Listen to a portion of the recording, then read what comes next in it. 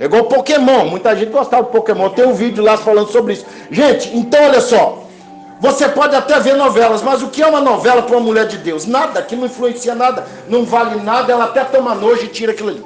Da mesma forma, para as mulheres do mundo, ouvir uma pregação não faz muito sentido, elas não querem doutrina, elas querem libertinagem.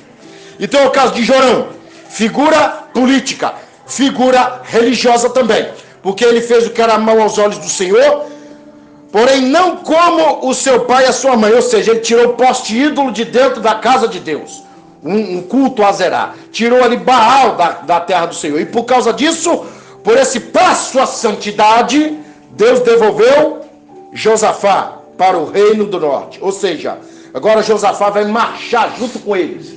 Toda vez, gente, que você dá um passo para Deus, Deus dá um passo para você. Eu lembro quando eu era criança, quando eu orava o Pai Nosso, antes de dormir, falo para você, tudo se abria para mim, entendeu? Deus começava a me abençoar, começava a tirar nota boa, mas dormir sem orar, eu tinha era pesadelo, entendeu?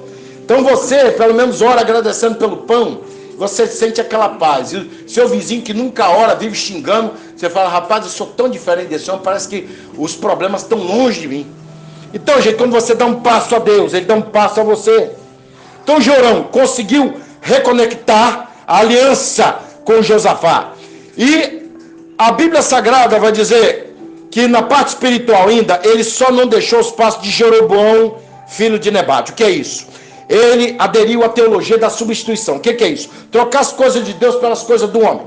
Então, o que acontece? Ele trocou a Arca da Aliança pelos 2 bezerros de ouro. Trocou os levitas pelos sacerdotes que pagassem para ficar na convenção dele. Você tem dinheiro? Pode ser pastor na minha igreja. Não é assim que muita gente faz? O camarada não tem cultura, não tem sabedoria, não tem educação e nem chamada, mas diz que é pastor.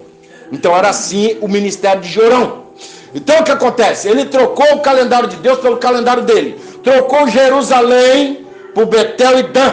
Então esse foi um grande pecado desse homem. Ele não sabe. Está caminhando para a destruição. Mesmo no primeiro momento aqui, caminhando para uma vitória, que ele vai vencer.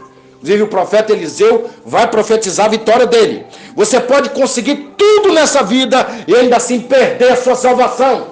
Marcos 8,36, a Bíblia diz o quê? Que dará o homem, Jesus ele fala o seguinte, que adianta o homem ganhar tudo na vida e perder a sua salvação?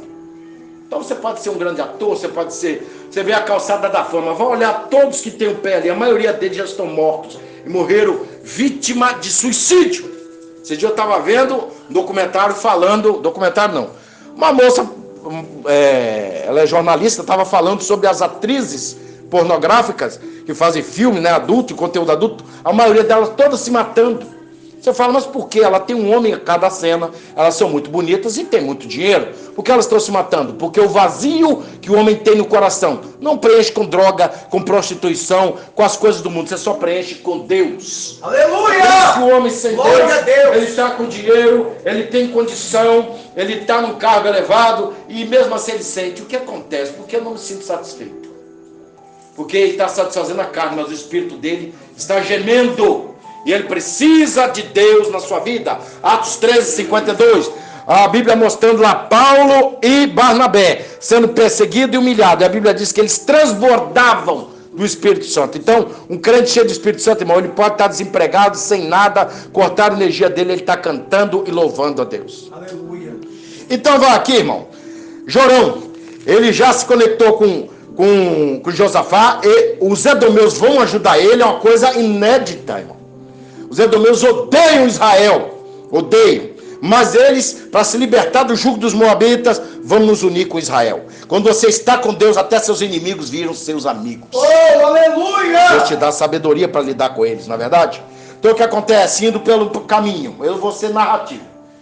Eles encontram ali a seca, a dor de cabeça, ele fala, rapaz, tem que chamar um profeta para orar, para saber se vai valer a pena essa cruzada, essa incursão. E eles só encontraram um profeta, o profeta Eliseu.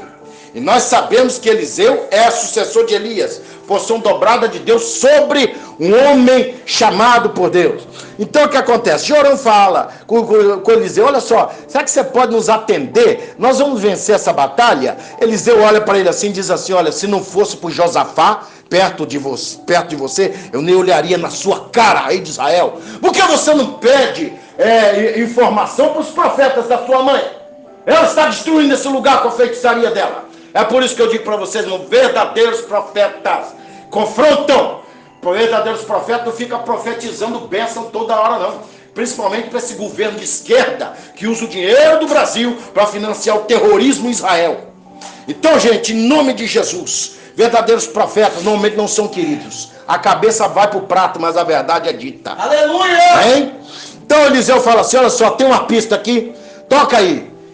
E aí eles começam a tocar e ele invoca o Espírito de Deus e desce sobre ele e diz assim, olha, vocês não verão nem chuva e nem vento, mas esse vale vai se inundar de água. Ou seja, Deus faz o sobrenatural, irmãos. Deus converte pessoas, de repente você vai olhar a sua natureza. Eu não consigo mudar. Esse dia eu estava vendo o testemunho do pastor Flávio, ele era uma mulher escrita. O dia que uma mulher foi pregar o evangelho para ele, dizendo que ele ia se converter, ele falou assim, quem é você para falar isso? Para mim você não presta, você é uma peste. Xingou a mulher disse, até eu aceitar Jesus, você pode me bater, mas Jesus vai entrar na sua vida e mudar a sua história. E hoje ele é um servo de Deus. Aleluia. Ele largou os brincos, cortou o cabelo, virou homem, ele é pastor hoje. Então, irmãos, Deus, ele é dessa maneira. Ele precisa de pessoas com coragem para falar o que é certo. E às vezes é difícil você falar, nossa, mas como vai acontecer? Se Deus te mandou falar, fala. Igual esse irmão, se Deus botou palavra profética para falar na boca, para falar para essa irmã aí, ele não é responsável pelo que vai acontecer. Ele é responsável pela mensagem. Ele é como o carteiro que leva a mensagem na sua casa.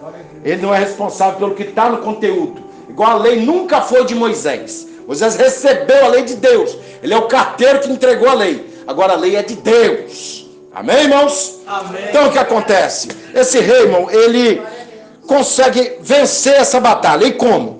O rei de Moabe está olhando lá de cima da muralha e ele vê que águas vêm mesmo. Só que a água, dependendo da hora que você vai ver ela e a distância, parece sangue.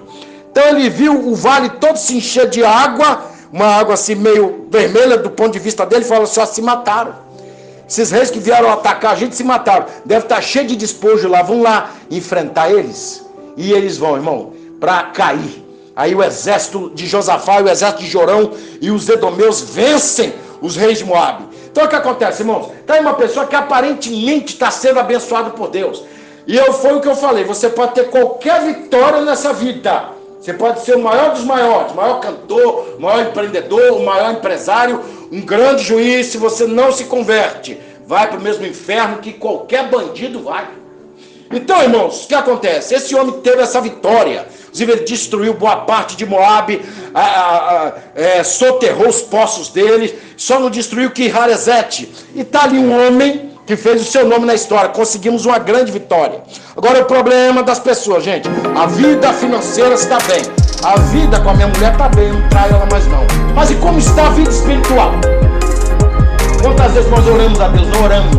Aí fica doido quando vê um problema, porque não